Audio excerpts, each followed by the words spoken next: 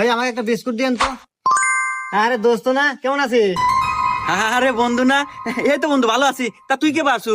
এই তো বন্ধু, আমিও ভালো আছি। আচ্ছা ভাই আমাকে একটা বিস্কুট দেন। আচ্ছা বন্ধু, তাহলে আমি যাই, তুই থাক। আচ্ছা বন্ধু। আর ভাই আমার বিল এসে কত? আরে বন্ধু, বিল আমি দেবেন, যা।